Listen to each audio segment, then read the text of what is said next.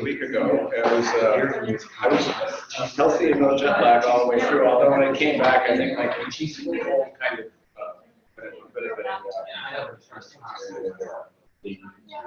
reversal there, but I'm basically fine. We did a review on one of their major centers, sort of like one of their most popular.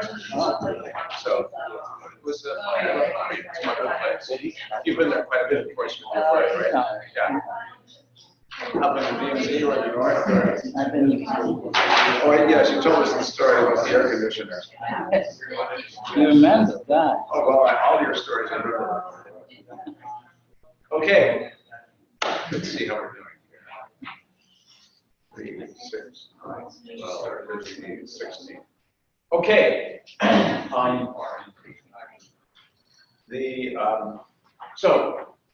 We're on track, exactly where we want to be at this point in the course. Today we're going to do a glimpse into the physics behind nuclear weapons, both the fission weapons that were developed during the Second World War as part of the Manhattan Project. And then, with some deliberate opaqueness, we're going to talk a little bit about the physics of, or at least the design of thermonuclear weapons. Lots of interesting things that you can find on the web and on, of course, YouTube. None of us will testify whether it has anything to do with reality, but you're free to look there. There's some very interesting stuff there. I encourage you to look. So let's go back in a couple of slides, talk about the issue of critical mass, just to review. So what's important to critical mass? A is the substance. Bar soap and granola, no amount will go prompt critical, even under high compression. Total mass is important, so you have to have the right fissionable isotope.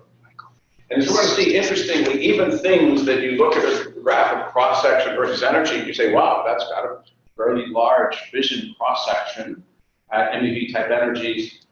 That doesn't guarantee that it's going to be a useful weapons material. In fact, in the case of uranium-238, we'll actually show you, surprisingly, at the level of a theorem, even in World War II, they actually proved that there would be impossible, any magnitude, any amount of uranium-238, pure 238 could be turned into a prompt critical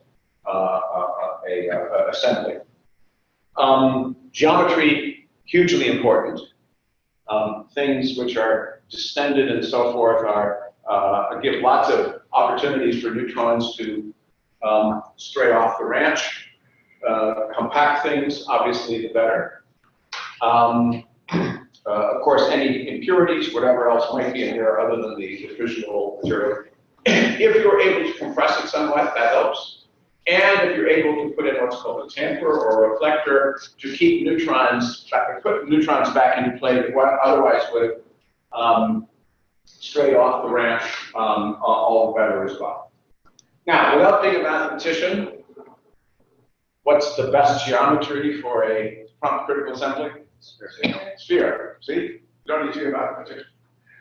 In fact, when you talk about the lowest fissionable, there's actually the movie was not quite accurate. It showed something much smaller and shinier. They referred to it as the tip. That's a reconstruction of the crit accident in May of 1946. What the person is holding is the beryllium tamper, the beryllium shell. Now, given that he's not wearing gloves, probably that is aluminum and not beryllium, and there's probably nothing under there. That was simply to demonstrate, and then here was behind it a surrogate for what would have been the uranium pusher behind that, outside of which you would have factor HG. So when one talks about the smallest mass of a particular element or isotope or alloy of that isotope, one always refers in these tables to spherical shapes. Here's Charles Forsberg, a creation out at MIT, where he calculates the critical masses of homogeneous mixtures let's not pay attention to uranium-233. Let's just look at 235 and 238. In the case of uranium-235 and 238, when you make the thing pure uranium metal, when there's 0%, so this is 0% 238, this is 100% 238, you can see that gets down to something on the order of 50 kilograms, about 48 kilograms, something like that. If it's metal, like you have 5 or 10% in there, that number goes up slightly. Once you mix in more and more and more uranium, it becomes more and more impure, 35, then of course you would require a massive and an unwieldy amount of 38 for this thing to go critical. What's interesting here is now are able to calculate down to a couple of significant digits here, and here is the limit, and this was known during the time of the Manhattan Project, that no amount, below 5.4%, 235 and 238, no possibility of critical reaction. This was, of course, of concern because at that time we really didn't know what the useful configurable weaponization would be. And you might remember that in Einstein's letter to Roosevelt, he said, who knows, an adversary could tow in a barge into New York Harbor, would be some unwieldy large mass, and then take out the entire metropolitan area. So even hypothetically, people were very interested, I think they were very relieved to find out back then that one can calculate that you just can't make the thing go with 238. It requires 235 and above 5.4%. Here's the same thing. If I take a uranium-235 sphere and now enclose it in a shell of beryllium, tamper, and you can see that when there is, oh, excuse me, this is still just the metal sphere, the bare metal sphere. So this is not more information than you had on the previous graph. This shows you if I take uranium-235, a bare sphere, and then I'm able to put a shell of roughly 2 inches, 4 inches, and 6 inches, so 5, 10, 15 centimeters approximately. Here is the 93% uranium, 53.3 kilograms. As soon as you can put a 5 centimeter shell, sphere around that assembly, the critical mass drops to already sort of 40% of that. It's a significant weight reduction. The thicker you make it, in fact, the lower it goes. Bare plutonium would be 13.2 kilograms. Again, if you put a reflector around it, it drops immediately by more than a factor of 2. Okay, so let's talk about this thing about what makes uranium-235 the cat's meow and why 238 just doesn't work. This does not show everything. In the next graph, I'll show a little bit more detail. But here is the cross-section for neutron absorption on uranium-235. The blue here is neutron fission. It might be 1 step or 2 steps. Here above an MEV, you're already above the barn cross-section. So this is a very large cross-section. Here at about 2 MeV, it's around 1.4 or so. And the good news is it's not simply an issue of the cross-section for the fissioning of uranium, but when a neutron is absorbed by uranium-235, whether it fissions or whether it does something else depends on what's called the branching ratio. And in this case, if it's absorbed and will do either fission or emit a gamma, you see it's 10 times more likely to fission than emit a gamma. So what we would call the branching ratio there is a little bit over 90%. So it's a ratio of 10 over 11. The higher the energy is, the more favorable it becomes. But even for neutrons below an MeV, you have a very, very favorable ratio. It's a higher probability of fission than to absorb the neutron, emit a gamma ray, and then nothing happens. Now, if you know a little bit more nuclear physics, you can say, well, other things can happen, which I'm ignoring. You can have an elastic scattering, but elastic scattering does nothing. It's just sort of like a pinball. It just, scatters off uranium and then goes on its way. Nothing has happened. It could inelastically scatter, i.e. a neutron comes in part some energy, raises it to some excited state, and goes out with a slightly lower energy. The reason I'm ignoring that, and that's this little dotted line here, is that most of the time it's not going to give much energy to the nucleus. When it goes out, it's still a fast neutron. So for the calculation I'm going to do, we're going to do what will be a very pleasing calculation. I mean, it's interesting to see how so little information you can get such a high fidelity result on an understanding and intuition of the prompt critical process there. You see, so even though this cross section is large, in fact, what happens is that it may impart a little bit of energy to the uranium, but it recoils off as a fast neutron, and it's still in play. And any neutron, whether it's 2 MeV or 500 keV or 100 keV, is going to give you a lot of cross section. In the case of uranium, you see, unlike uranium-238, the cross section rises and rises. In fact, even gets larger for slow neutrons. To make a bomb, a prompt critical reaction, here, in fact, although this very large cross section is nice for reactors, you moderate and slow them down, this is irrelevant to us because in a bomb, things have to happen very quickly. You do not have time to keep this assembly together and have it moderate the neutrons. All the action in nuclear weapons will be with chain reactions in the MeV range, which is the energy with which the neutrons are born after fission. There's 238, and as I mentioned, it has a real problem. It has a decent, but not great, cross-section here above an MeV. Here above 2 MeV is about 0.7, so it's not even as high as 235. But as soon as you go down ever so slightly before an MeV, it drops by 4 orders of magnitude. So you're down in irrelevancy here. And notice, even compounding matters is that the gamma-decay branch is very, very large. So even at an MeV, it's a 50-50 chance whether you're going to get fission or if it'll just absorb a bit of gamma ray and then that neutron was useless. And below that, you see no neutrons below an MeV do any good at all. So that's the damning feature about 238. Here's, and I think I showed this, and I do believe Mr. Matthews may have shown this in a bit of a review, what's called the Watt form, the spectrum for fission. Here either on a log linear plot or a linear plot here.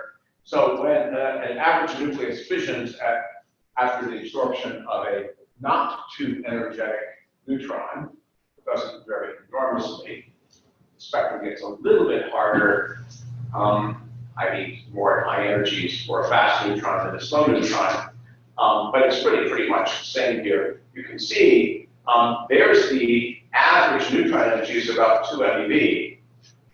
Remember in uranium-238, the fission cross-section fell off a cliff. There at an MeV, it wasn't great even at 2 MeV, but below an MeV, it just fell off a cliff. Notice here, oh my God, go backwards. So many ways I go backwards.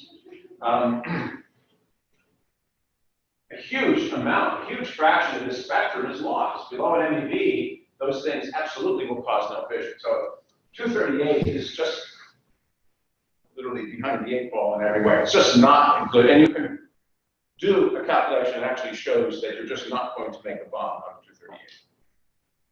Okay, those are the general drivers of what's going on. Let's go and do a calculation on the board. Actually, even a simplified version of what you find in Robert Serber's little 20-page boot camp for the new guys, the new graduate students, the new graduates who showed up at Los Alamos in 1942 and 1943. So let's actually do a calculation that I think you're going to find is really quite enlightening. We'll do a little bit of Blackboard work, and then we'll go back and then talk about systems here. So just as a reminder, here, if I have a slab of matter here,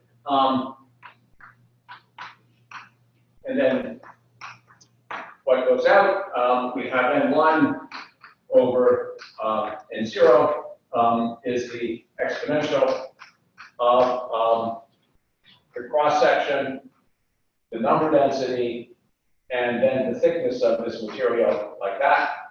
This is a pure number, and it must be. And the mean free path, lambda,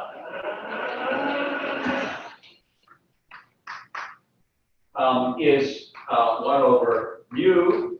This is mu.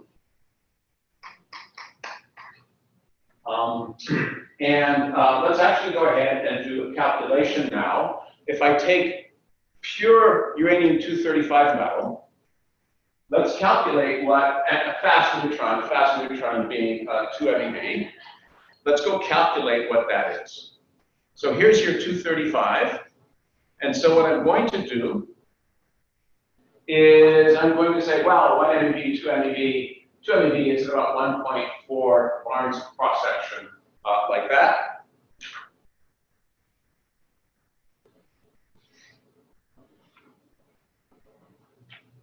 Okay, so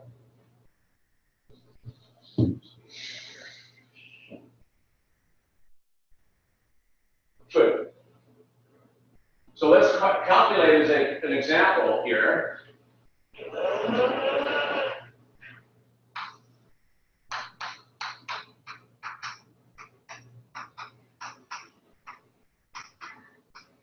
We'll calculate what that mean free path is. Okay, cross section is 1.4 Barnes. 1.4 times 10 to the minus 24 centimeters squared. Like that. The density is in terms of mass. The mass density is 19 grams per centimeter cubed. Okay, so what's the number density? How do I find the number density from the mass density? Yeah, so each gram is only 1 over 235, so it's 19 times 1 over 235, which is the atomic mass, and then times 6.02, the definition of a mole, times 10 to the 23rd, like that, and that would be number per cubic centimeter.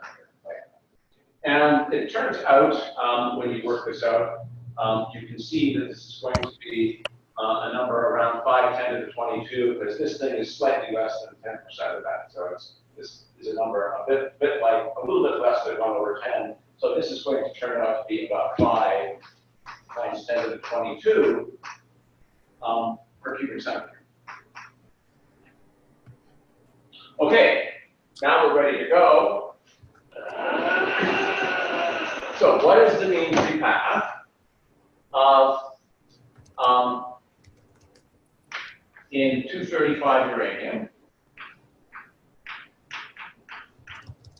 or a fast 2 MeV? Well, it's going to be here 1 over this number.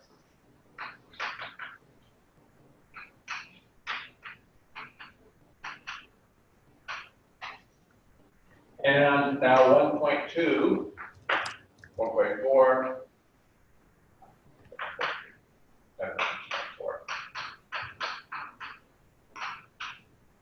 and this is interesting because this is now 10 to the minus 2, 5 times 1.3. That's about 8 10 to the minus 2, so that's like, was it 1.4, still 1.3? It doesn't really make a lot of difference, but I'll put that 1.4. It depends on whose nuclear database you use. I just took the thing off the chart by eye, but I'm happy with either 1 or 1.5 for this kind of exercise right now. And this turns out to be, well, I think from the NSSC, I think it was about 1.3. Let's go with that. All right. Using exact numbers, this thing turns out to be about 12 to 14 centimeters, depending on whose database you use. That's about 5 inches. So if I have solid uranium metal, the distance it will go before it will actually cause a fissioning event in that nucleus is about yay far. Okay, about like that with your fingers. Okay, call it 13 centimeters. Call it 15 centimeters. This is just a simple calculation.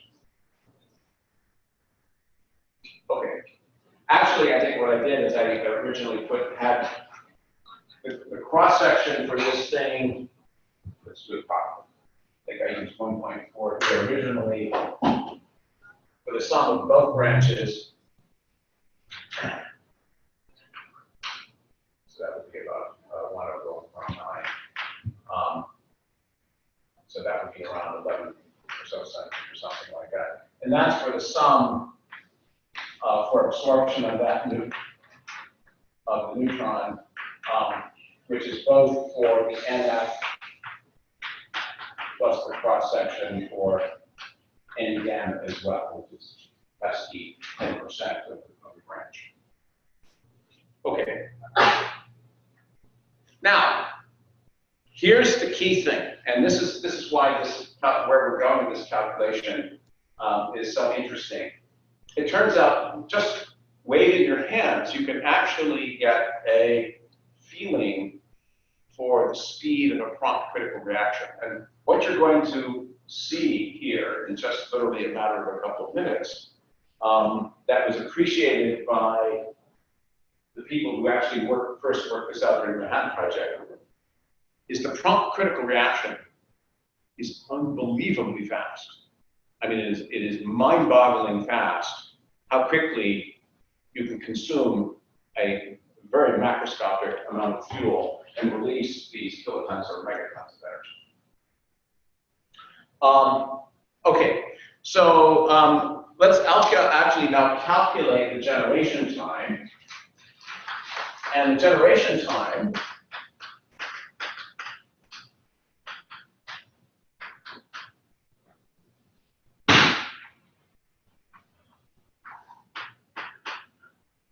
what's my generation time, just in general? I've given you part of it. All the information is actually up there, at least in some of it is still opaque form.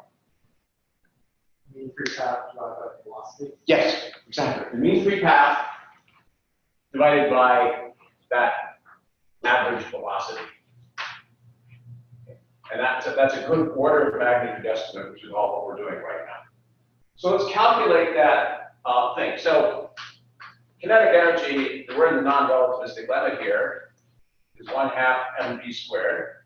And I'll go through this once just to show you how we calculate practical things, but starting with sort of nuclear units here. I always do the following thing. I put a c squared upstairs and a c squared down squared. V, beta, we always define it as the velocity divided by the speed of light.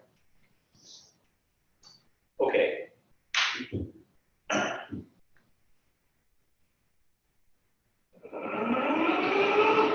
probably bad blackboard management, but it is what it is.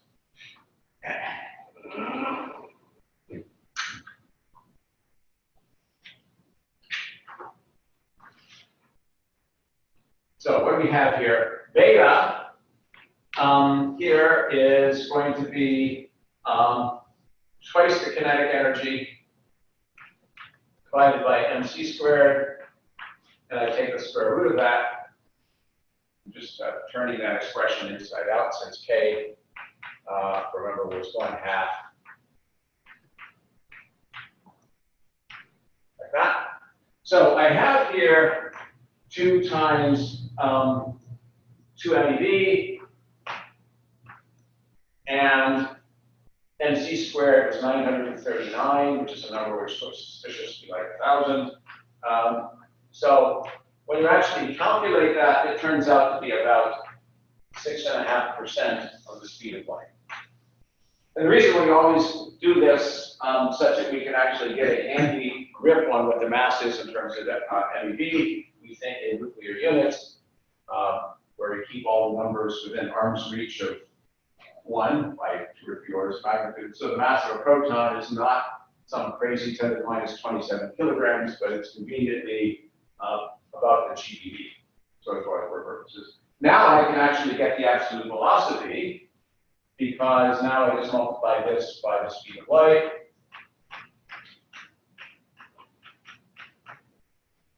Three times 10 to the 10th centimeter per second, like that. And it turns out to be about, 210 to the roughly 210 to the 9th centimeter per second. Now we're done, because tau, the generation time,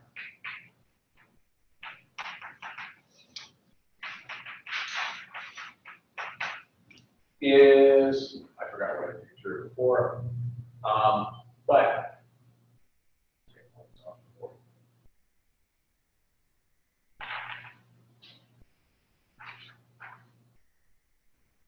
15 centimeters.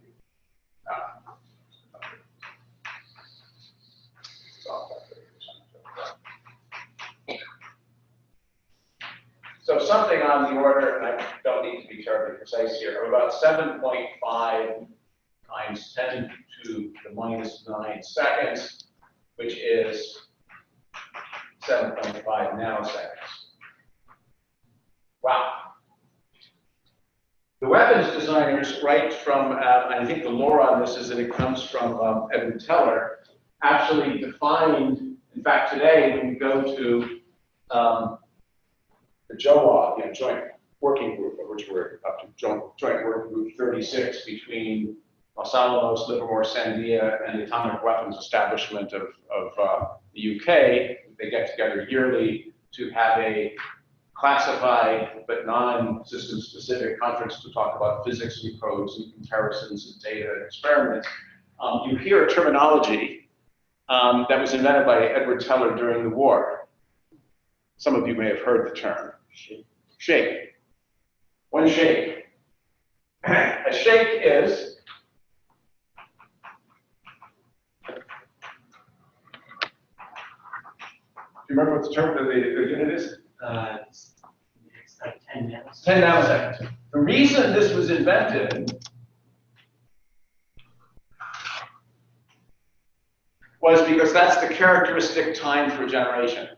Pick any fissile material, maybe it's compressed, maybe it's not, maybe it's a faster neutron, maybe it's a slower neutron. It's in the ballpark of 10 nanoseconds, 10 to the minus 8 seconds approximately. Now, the interesting question is, where did the term come from? I thought it was it's a curse. No, well, actually, Teller figured out early on, he says, once the prompt critical reaction gets going, the chain reaction gets going, he says it's all over in 2 shakes of a lamb's tail. Boom, like that. And in fact, what we're about ready to do now is to see exactly how fast that is. It's really an unbelievably fast time. It's an astonishingly fast time for the whole thing to go. So that's where it came from. And some of these things are urban legend, but that's the thing that we sort of received wisdom on the shake. Okay, now here I actually first want to say, well, how much do we have to consume? So what I'm going to do is we're going to do this in the context of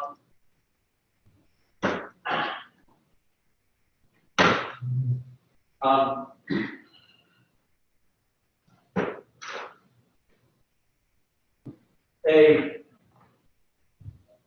design that is purported to be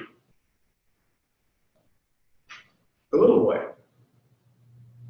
we'll come back to these things a little bit later on, when we actually start talking about actual systems in their design. So here is what the little boy design looks like. Up there you have cordite powder, 4 bags. You have a steel pusher, and you have a very interesting thing. Here's a gun barrel. The little just was the gun barrel. Here you have at the bottom end, of course, it's all massive amounts here of impact, sort of an anvil. This is a tungsten carbide hamper, sort of a plug here, a cylinder here, and behind the top half of that assembly is yet the other piece, such that when it comes in, the thing will all be closed. This was a very clever design. We'll talk about it a little bit later on. But what you basically had, and this on the blackboard is not too far off what the actual size was.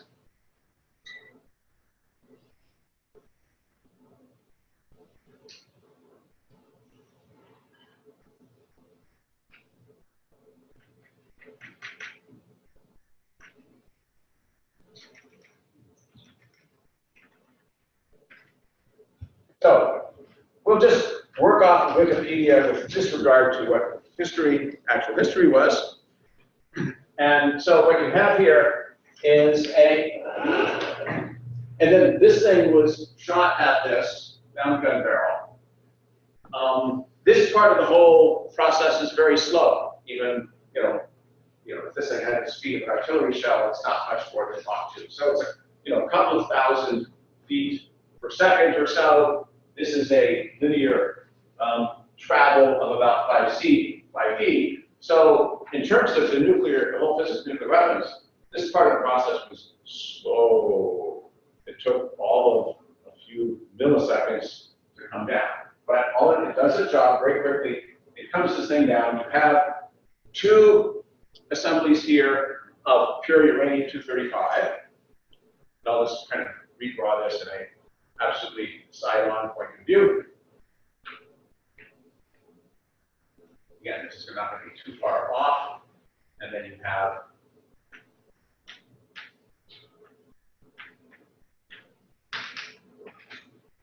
this here is 100 millimeters.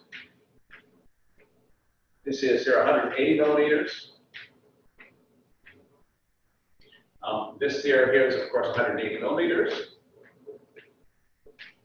And then from here to here is 159 millimeters. So you see that what they actually did was actually use the barrel of 155 millimeter howitzer with a little bit of clearance for a citadel or something like that. As I said, that's not too far off the mark. 180 millimeters is about 7.5 inches, 100 millimeters, 10 centimeters is 4 inches, and this is 16 centimeters across. So that is approximately 6, 1 inch being 2.54 millimeters, centimeters, or 25.4 millimeters. So the first thing you should do is maybe just say, okay, and of course this thing is going to come flying down and come to a dead stop right here, and then make up the critical assembly.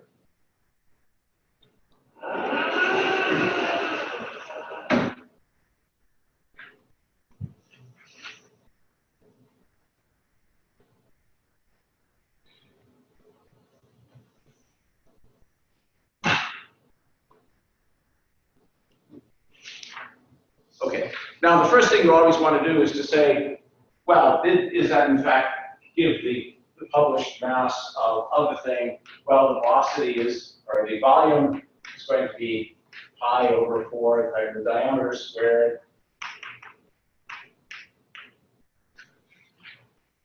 Or if I divided that by 2, it would just be pi r squared, centimeter squared. The length of it is now 18.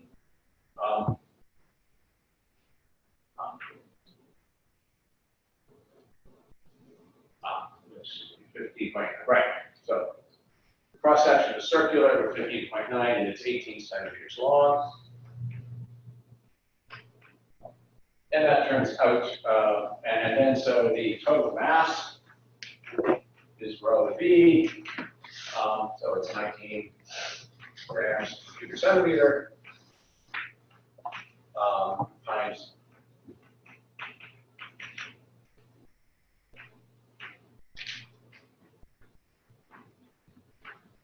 like that. And lo and behold, so that's a number like 20. Let's say it's 2 times 3.57 kilograms or 3.6. So that would be, in fact, this calculation gives it 68.3 kilograms. And in fact, the published value is 64 kilograms, like that. And there are holes and gaps and so forth in there. So this actually turns out to be this way. So we understand from the geometry the mass of the object. Okay, everything is in order. You should always calculate it like this. Make sure that everything is in agreement with what you think is the case. So the question is,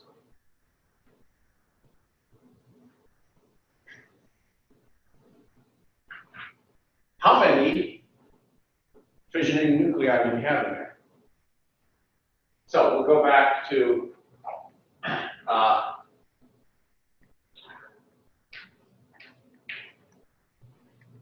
as we said before, this thing, okay, so this is 1,235 moles per gram, and there's 64,000 grams here.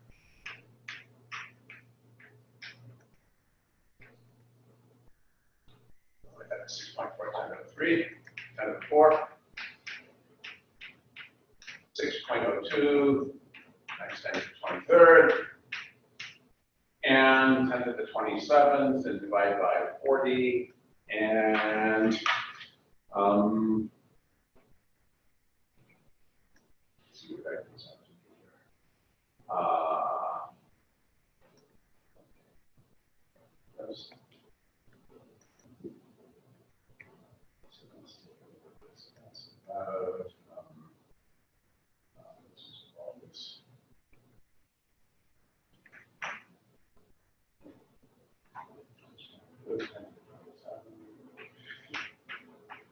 And 36, so it's about 1.5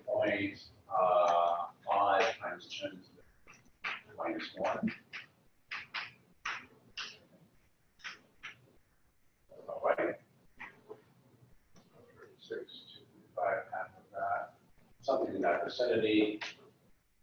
Okay, so this would be a 1.5 times 10 to the 26, like that. Roughly the number of atoms of 235 in the whole assembly. Okay, now here's the interesting question. How long does this whole process take?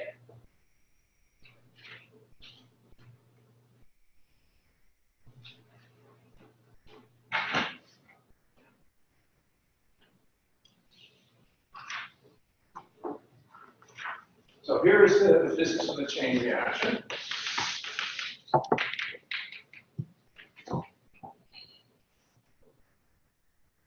How much is gained per generation? Alpha is defined as the probability that you get a collision with the fuel. You're either going to get a fission or a gamma here. The probability of the thing fissioning, the number of neutrons, the average, which is right, this is eta. Okay, so this is the average number of neutrons, minus the probability that it might be absorbed on something else that you don't want. And if the thing is not pure metal, you've got that pesky 238 in there that can basically do nothing. It basically keeps neutrons and does nothing for you, or the probability that it escapes. Now, again, we're doing an order of magnitude estimate, and I'm just going to approximate like the Dickens. Let's just assume it's very pure 235, and in the limit of being very, very pure 235, we'll just not consider any other contaminants in the system. Now you basically say the probability of the collision, i.e. being the neutron actually does something,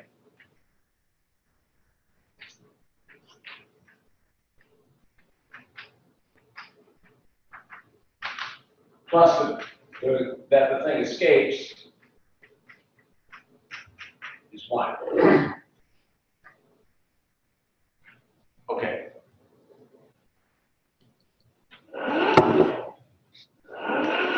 So here, as good physicists, we simply look at things and we guess.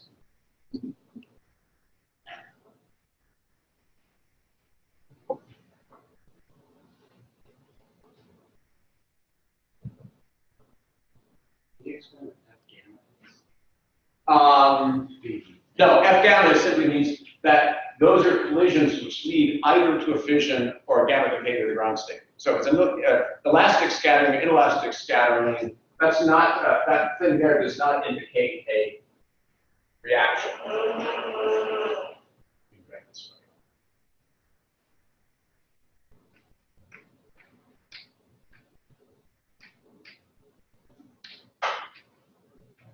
In other words, elastic scattering or inelastic scattering just simply keeps the thing in play. This is a defining moment when the neutron is absorbed by 235 and it will do one of two things. And this is simply an explanatory note for that.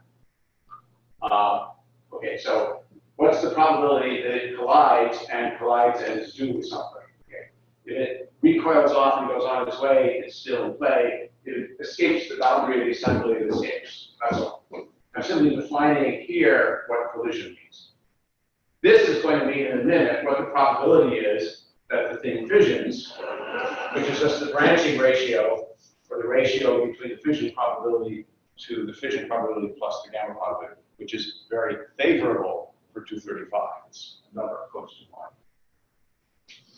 1. Okay, so here's your assembly when it's all put together.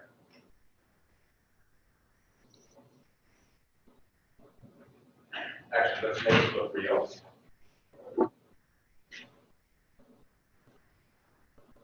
Okay.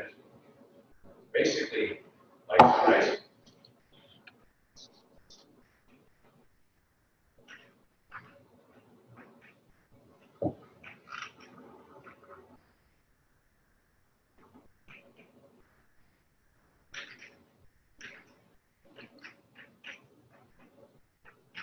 So let's make a wild guess.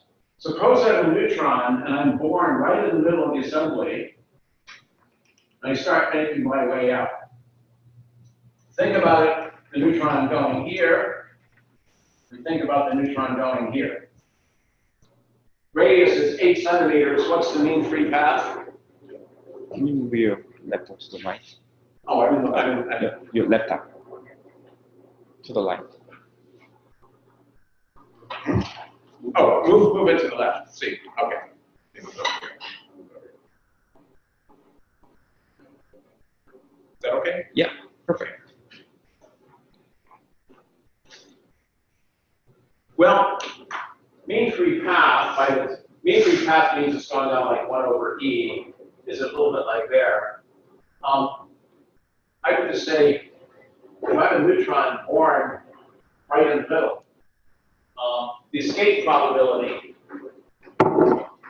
is not going to be on the order of about 0.5. If I'm born closer to the edge, in fact, it's a little bit less favorable than that. It's actually, I think, 0.6 or 0.7. If my neutron is born over here, it's got a nice chance. It's close to the edge, so if it happens to go out this way, it's basically got a free ride. If it goes through this way, it's actually going through a much longer path. When you work it out, it doesn't make a great deal of difference, except if you're on this. So we're just going to take a number out of the air and call the escape probability about 0.5, and therefore the collision probability that something meaningful, there was a meaningful interaction of the neutron with the assembly, with the nucleus there, about 0.5 as well.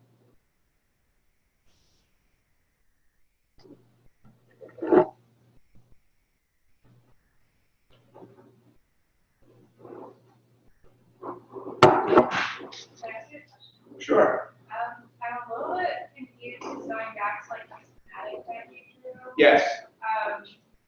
Like, I'm not really sure how to connect the cylinder to, like, the squares that we drew. Of, like, you're showing, like, the two, like, squares, like, slamming down. And I'm not sure how to I was one showing from a perspective drawing, the other I was showing side on. What's happening is this is a cylinder, and then this is a donut. In other words, if I view this end on,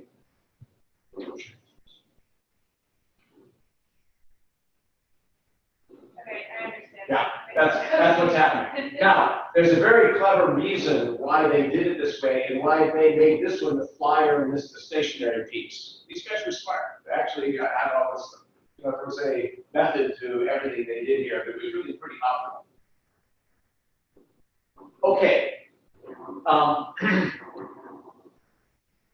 What they got was something that looks approximately like a Maxwell house-size coffee can. Almost exactly that size. It weighs 140 pounds, so that stuff is really nice.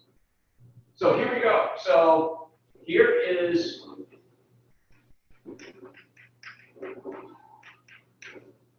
this is the prompt critical.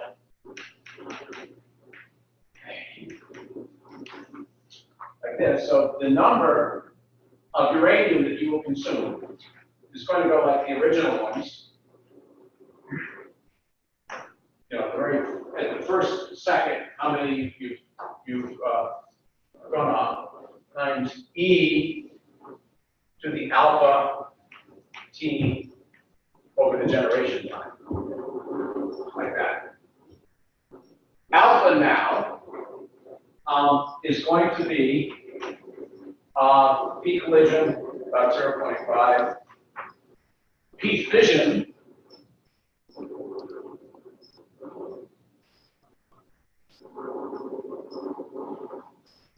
something meaningful is either it fissions or it absorbs the neutron and it's gone. That it just simply greens off and goes on its way. So that's a number which is better than 90%. I'm simply going to approximate that as well, 12.9. Remember what average number of neutrons from a typical fissioning event is? Doesn't really make any difference. 2.5.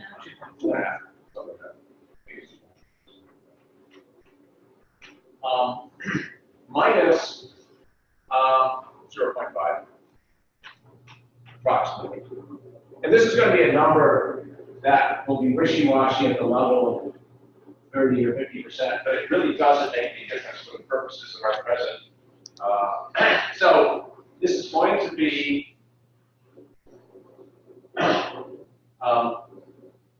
so 0.5 times 0.9 times 2.4 times this. It's going to be something on the order of 0.9 to 2.4. That's going to be something like 2.2 minus 1 is 1.2 times 0.5 is a number approximately like 0.6. 0.5 to 0.6 is my guess. Doing no sophisticated calculation on this design, but this is perfectly in line with the server's calculation, is alpha 0.5 to 0.6. Now we're ready to go.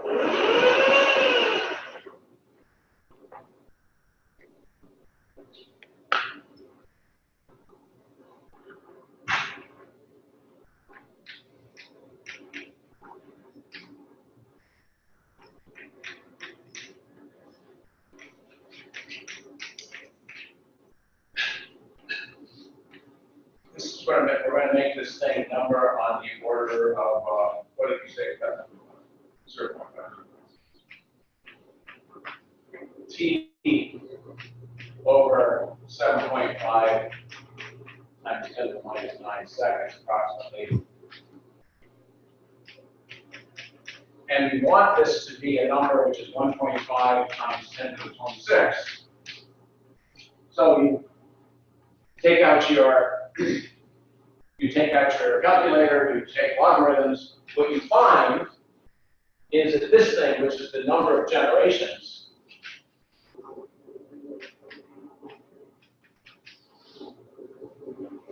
the number of generations is very close to the number 100. So it's sort of like 1, 2, 4, approximately. Going slower than that, so there's neutrons are escaping and so forth. 100 times 7.5 nanoseconds is about 3/4 of a microsecond. 750 nanoseconds. Unbelievably fast. It's jaw-droppingly fast. But the whole thing is done in such a short time. Now, there's a little issue here. You might say, well, that's all good. I won't do the calculations because you know how to do them, but if this thing went and consumed the whole fuel,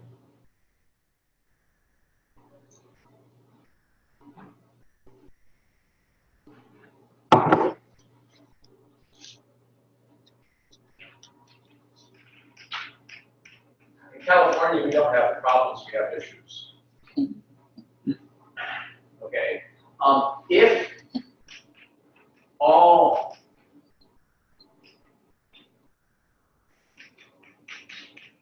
whatever it was, fission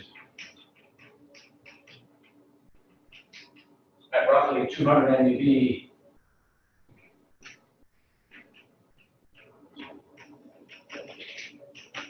it turns out the yield would have been greater than a megaton. What was the yield of the gun type bomb? Yeah. So it was the actual yield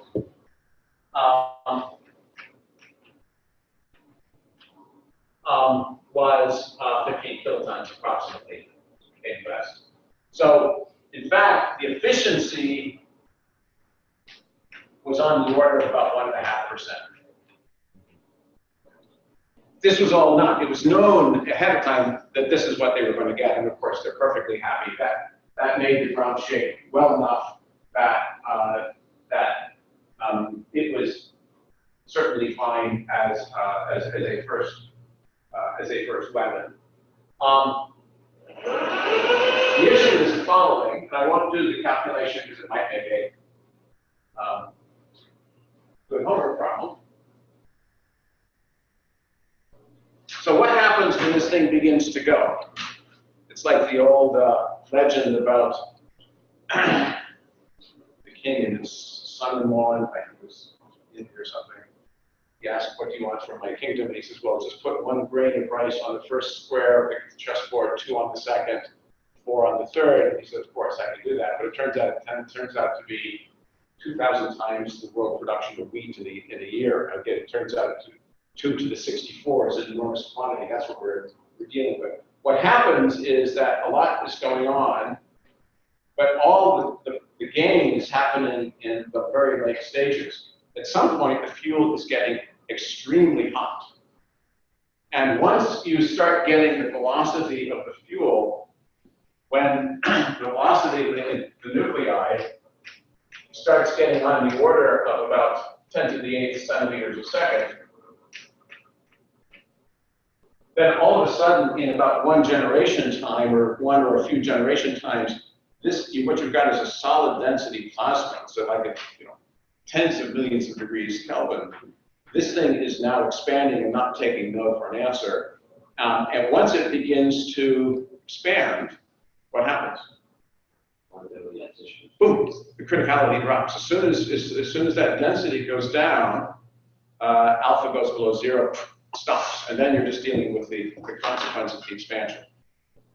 This point, when you get about this hot, is when, in fact, you've got this thing will shut itself off, and at this number, by the time you dump this amount of energy in there, you've only developed about 15 kilotons of energy.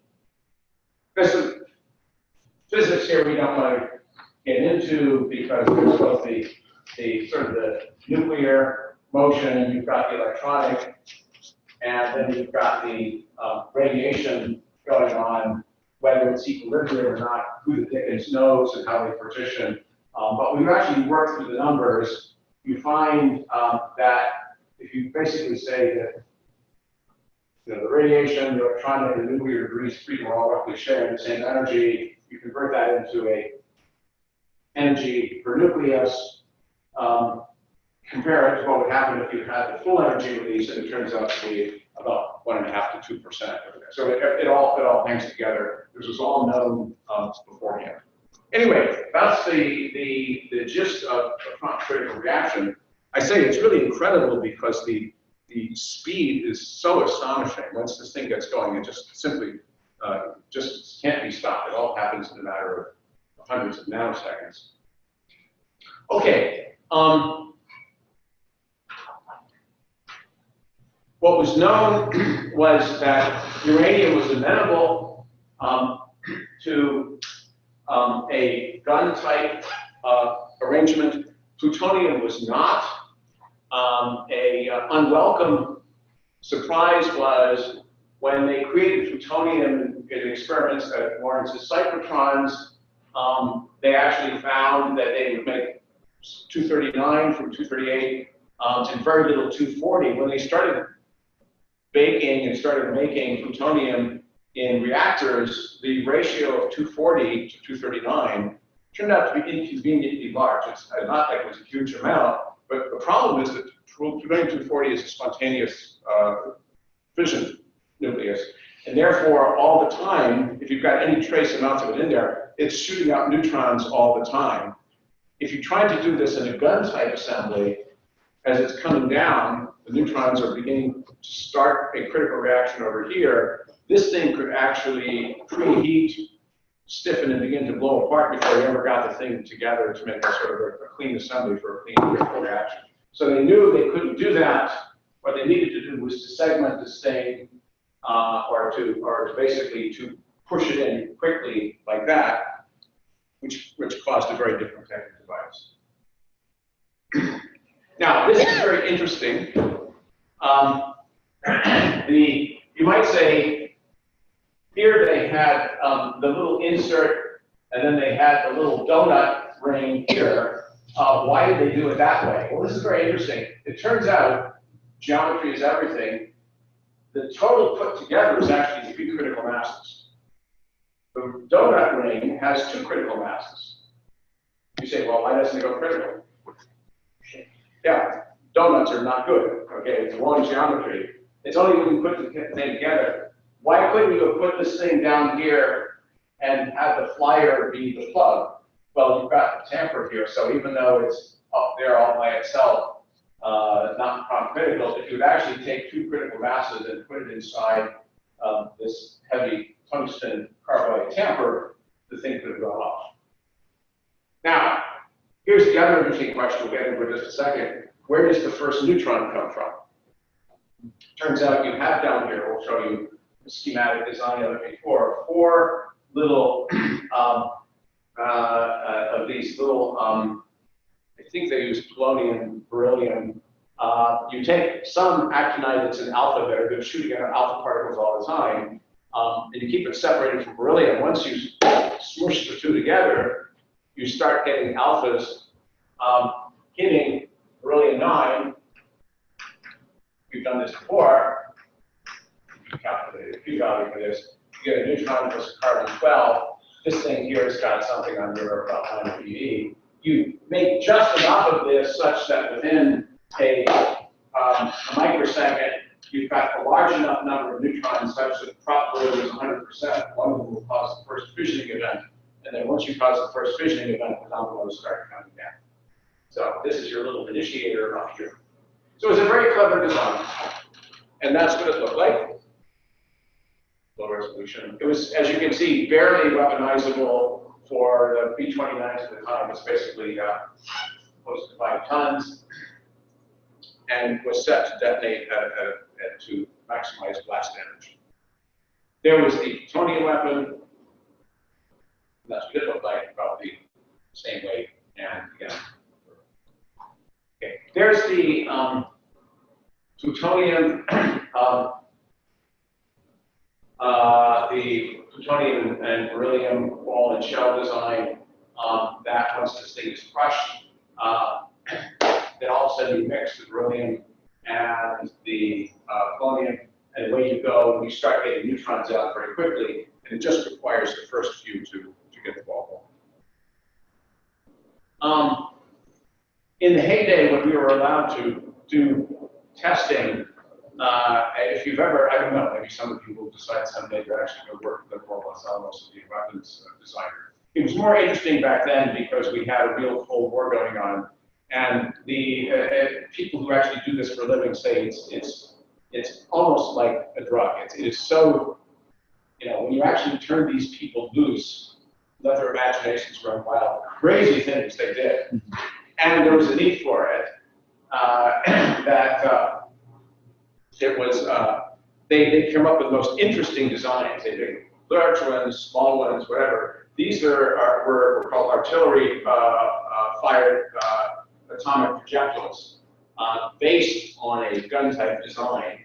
All of these things were driven, these tactical weapons, to blunt what was perceived to be the primary Soviet threat on the NATO forces from the 1940s up through 1992, coming through the Fulda Gap in Germany.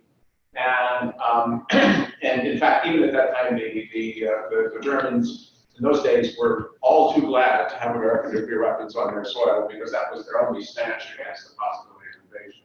So they actually had artillery-fired projectiles. Let's see if we can make this thing work.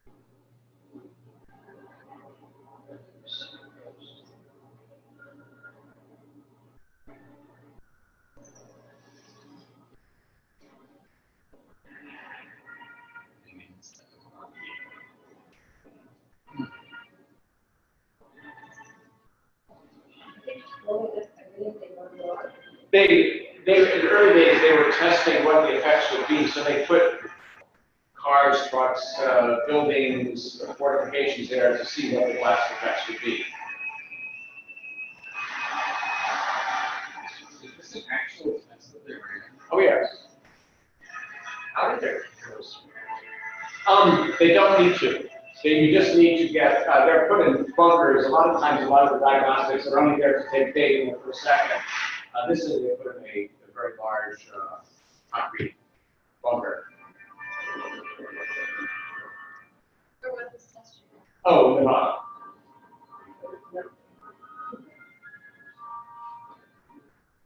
No, it was interesting, and both the Soviets and we did the same thing.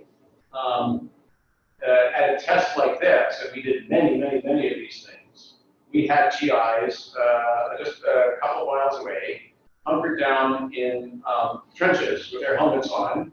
They waited 30 minutes for the whole thing to lift. A whistle was blown. They got up and they actually marched right into where ground zero was. I met a fellow once, interestingly, at a party. This was in the 1990s. He still was a youngish looking guy. He was a bicyclist and so forth. He had been in the Army. He went through 5 of these things. And he seemed to be just fine. You know, I mean, they told you, once you get out to make sure there's no dust or decontamination, you shower and all that. But we lived in a pretty crazy time. It was Now, this little baby here, there's my cursor. There we go.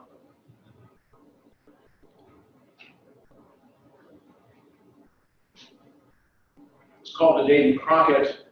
To show you what happens when the weapons go wild. That thing was about the smallest yield weapon we ever designed. It actually had a yield of 20 to 40 tons, not kilotons.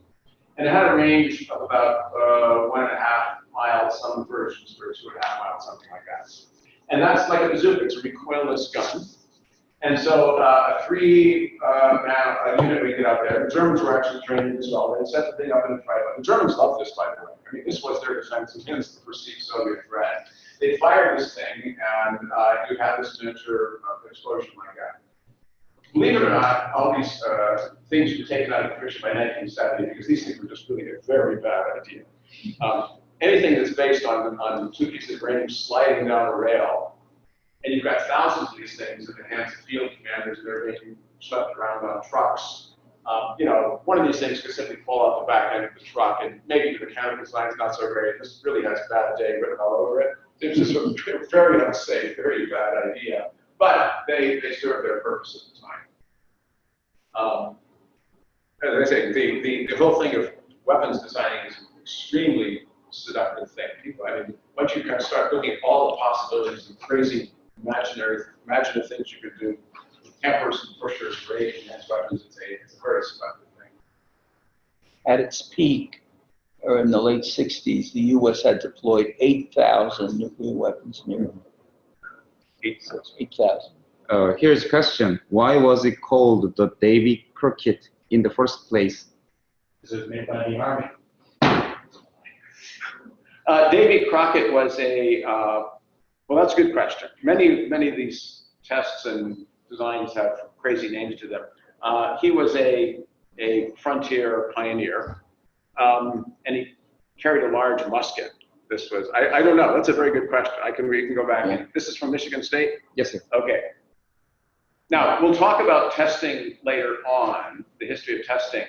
But up until 1962, I think it was right, we actually did above ground testing in Nevada. And literally, between Los Alamos and Livermore, every 2 weeks or so, I mean, they were just going off all the time, a series of shots. These things would go off, and this is literally 65 miles away from Las Vegas. So Las Vegas is a great place to go for shows. It was even better before 1962 because that is an actual photograph. We have many of these photographs of, people standing around, at the swimming pool at the Coconut Grove, looking at the horizon, and they see a mushroom cloud going. This just happened all the time. It was just a fact of life, and people just thought it was just part of the attraction of going to Las Vegas. Imagine that. And the public perception of this was actually very positive. This is sort of a news release here. It says, yeah, this is the 5th device in the current series. Another one is scheduled for June 27th. Everyone just thought this was just lovely. But that's where that's what it was. Okay. The ground-based nuclear weapons deployed in Europe were controlled by the Army, not by the Air Force or the Navy. And I think you're right. The Army wanted an Army name for it, and Davy Crockett was a land-based Army guy. Yeah, you're right, Army. Tremendous, intense competition across the 3 services for authority and control of nuclear weapons.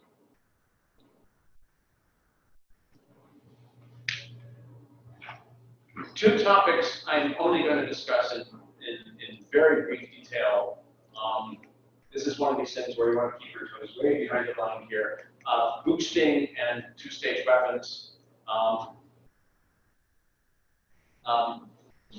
There's some slides from Professor Bernstein, and I want to use his in the unadulterated fashion because he in fact did go to the classification office of Livermore to make sure everything was just fine. So as is, with no amendments to the presentation of the slides here. The first is boosting. So the weapons so far, you say, are really huge, required large bombers to carry them.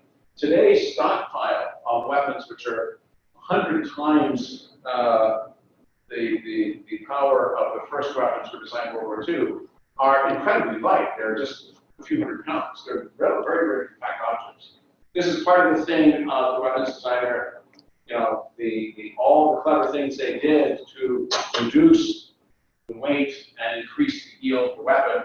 One of them is to put deuterium tritium gas in the pit, which when ignited would give a burst of 14 MeV neutrons that would go out and help the incoming shell being imploded. So you could actually use much less fuel now. Instead of dealing with tens of kilograms, you might just deal with for a few kilograms. And this increases the yield of the weapon and cutting down the weight of the critical assembly. And then we'll talk about two-stage weapons here. This is actually very funny. I'm going to put this up on B courses. The two people who sort of share responsibility for the dream of thermonuclear weapons, of using a fission primary to ignite or to set off a secondary thermonuclear device based on fusion, was Teller's dream. His original conception, where he thought it was like lighting the fuse of firecracker. You know, you would just simply assume you would get your deuterium tritium fuel. One could sort of light it on one end and the burn would propagate. Simply did not work. The guy who actually came up with the conception of really how to make it work was a Polish mathematician, Stanisław Coulomb, who was again a refugee from Germany. He was Jewish. His wife Francois. They left around 1930. I think it was 1939. Actually came up with a real conception of how you use a two-stage device to make a thermonuclear weapon, and then it was developed by the two of them. They wrote a classified report, which has actually now been unclassified. The text, the body of this report is 20 pages long.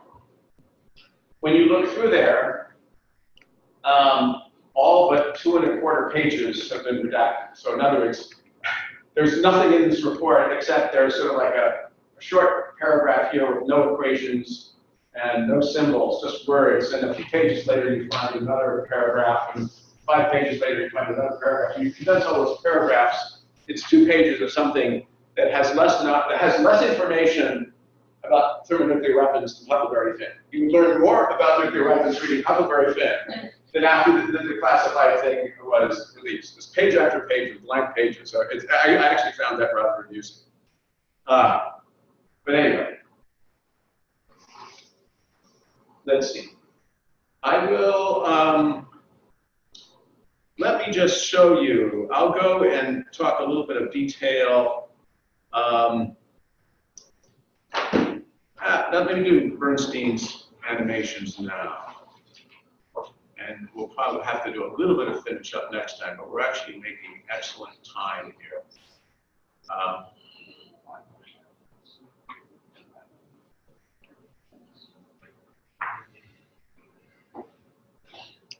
I can tell a quick story about Stanislav Ulam's brother.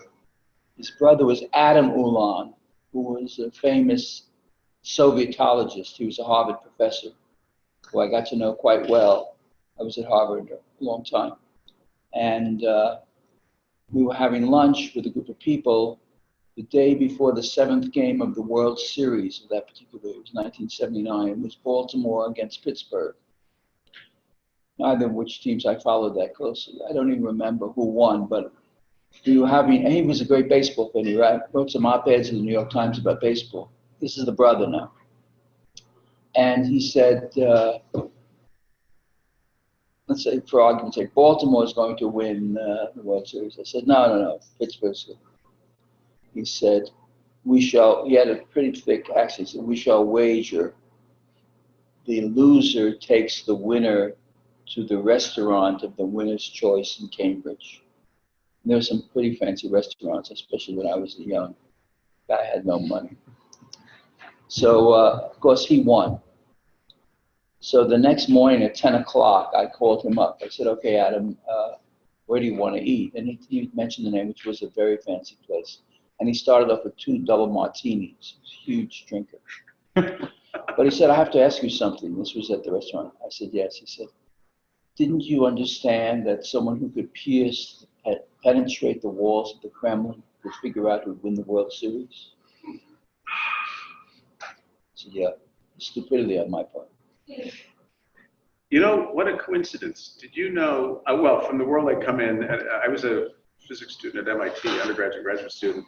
The guy, a very famous guy there who was the chair for a while by the name of Hermann Feshbach, his brother Murray was a Sovietologist. Right, right, yes. And this was back in the days, you know, pre-92 when the Kremlin sort of opened up, you know. He was in CIA or yeah, he worked for RAND. He did many things there. Yeah, yes. Everything we knew about the Soviet Union, he actually carried around a shoebox with little file cards. We know so little about it. Right. He would glean details from a cookbook, you know, women's cookbook published in Omsk in 1959 and said, well, you could substitute this for flour. He says, there was a failure of the wheat crop. I mean, this is what Sovietology was about. You know, nowadays, everything's on the web, you know, but. So how interesting is Sovietologist? It was an amazing. Let's hang it up for today, and we'll pick it up a little bit, and then next time I think pretty soon we're going to get on to the fuel cycle. Where does this fuel come from? Today I need to cancel my office hours because I need to head up to the lab, but if anyone needs questions answered, feel free to email me, or if they want to talk, email me. Okay. But next time it's a split lecture, wasn't it, anyway? No, it was me. Okay. So you do as much as you want, and I'll take over. Yeah, it'll be. I'm doing proliferation. Yeah, okay. Daniel asks that whether he can get persistence animation. Yes. Yes. Well, I always put the things up after the lecture, so I will put these up. But since I'm going to show it next time, I'll put it up today too. Okay. Ask him, was the quality good today? Were there any problems with either audio or visual? This is the guy from Michigan State. Right. Is he happy with what happened today? I'll ask him. That's great. It's a great lecture. It's so seductive. It's such a fascinating field. You know, I've never read the book by Ted Taylor called The Curve of Mining Energy, but he was the best of the best in terms of, you